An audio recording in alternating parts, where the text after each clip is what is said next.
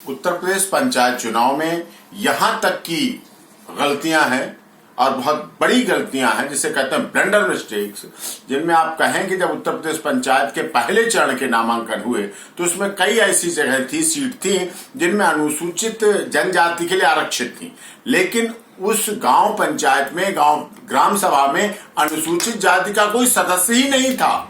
UP panchayat चुनाव में आरक्षण को लेकर मचा घमासान थमने का नाम नहीं ले रहा है। मुद्दा दिन पर दिन और भी ज्यादा गर्म होता जा रहा है। जैसा कि यूपी पंचायत चुनाव में आरक्षण प्रक्रिया को लेकर लगातार सवाल उठ रहे थे और आलम यह है कि आज भी आरक्षण प्रक्रिया सवालों के घेरे में है। भले ही हाई कोर्ट के आदेश को आधार मानते हुए सुप्रीम कोर्ट ने सारी प्रक्रियाएं पूरी करवाने का निर्देश दे दिया है और हाई कोर्ट को ही इस पूरे मामले में सुनवाई करने के लिए कहा है। वहीं आरक्षण प्रक्रिया में हुई गड़बड़ियों पर एक बार फिर सुप्रीम कोर्ट के जाने माने लॉयर एपी सिंह ने कटाक्ष किया है। क्या कुछ कहा, आप जरूर सुनिए।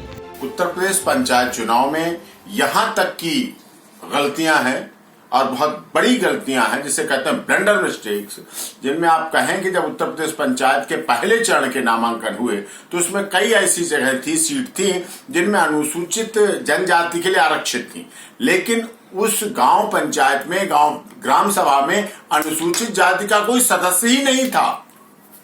तो कुछ लोगों ने क्या किया कि कुछ अलग से बनवा के नकली, गलत, फोर्ज्ड अनुसूचित जनजाति के प्रमाण पत्र के आधार पर नामांकन करने का प्रयास किया, लेकिन वो सत्यता लोगों को पता चल गई, पुलिस में बिठा ले गए, पुलिस एक्शन हुआ, पुलिस कार्रवाई हुई। इतना बड़ा मजाक ग्राम पंचायत चुनाव के पहली बार ऐसा हो रहा है जिसका एक भी सदस्य नहीं है अनुसूचित जनजाति का, और वो सीट रिजर्व कर दी गई अनुसूचित जनजाति के लिए। इससे बड़ी और गलती क्या होगी। कानपुर जिले की बात करें तो 36 सीटें ऐसी हैं जो बिना आपत्ति के, जिन पर आपत्ति ही नहीं दी गई और फिर भी उनको बदल दिया गया।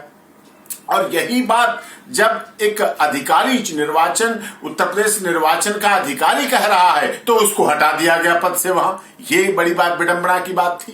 तो ये सब बातें हैं, लोगों की हैं, लेकिन लोग क्यों नहीं माने सर्वोच्च न्यायालय में आ पा रहे हैं, दरवाजा खटखटा पा रहे, अपनी याचिकाएं लगा पा रहे हैं। उन्हें अपनी वोट बैंक का डर है, ये भी एक समस्या है बड़ी। तो लोग चाहते कोई ऐसा हो, कोई करेगा तो उन्हें भी लाभ मिल जाए, कोई करेगा तो 95 का बेस रह जाएगा, कोई करेगा तो इस तरह से इस पर चल रहा है और यही एक दूसरे के सहारे है काम हो रहा है और यही हो नहीं पा रहा।